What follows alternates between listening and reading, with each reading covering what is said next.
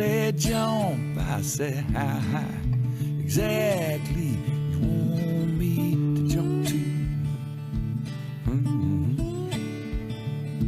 And you said walk, I will walk to the end of the line and back to you.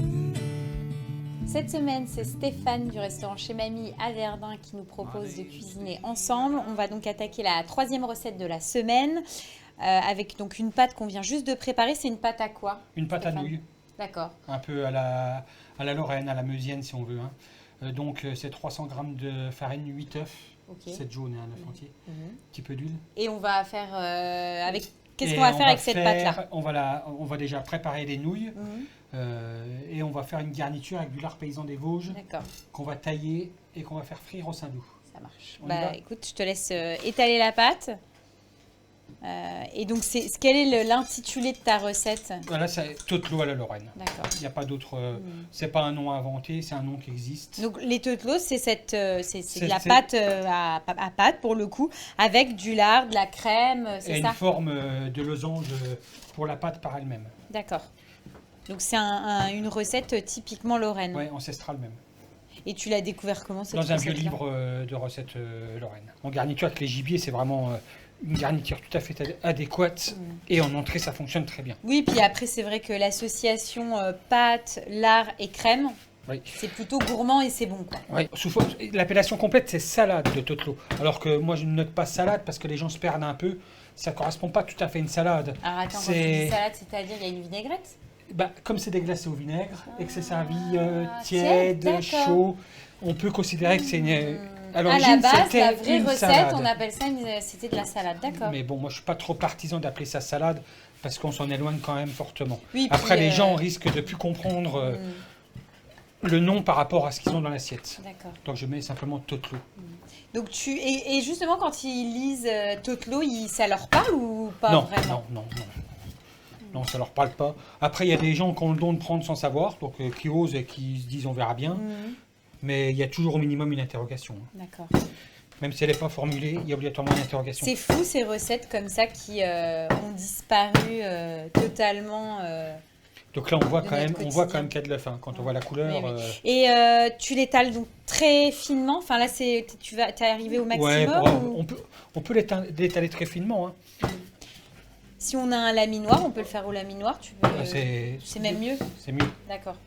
Donc là, voilà. Hein. Après, je coupe, mais je coupe à la paysanne.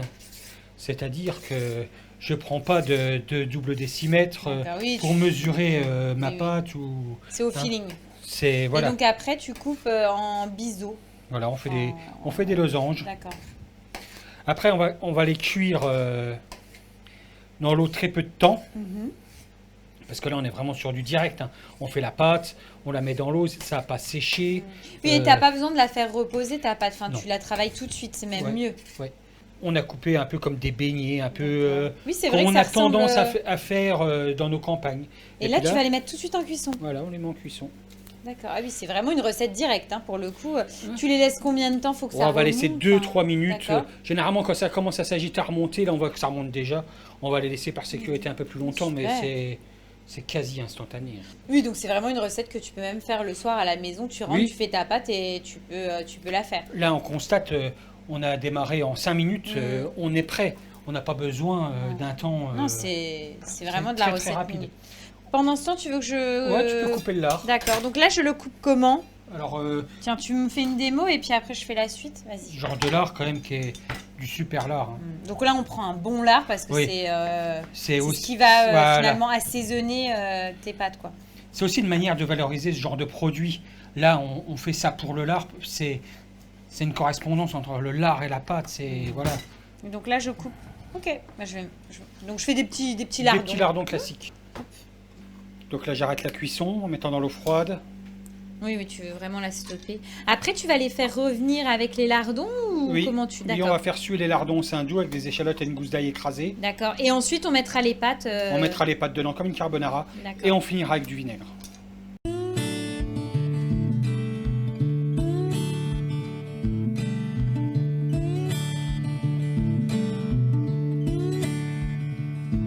You said jump, I said how high exactly you want me to jump to. And you say walk, I will walk to the end of the line and back to you.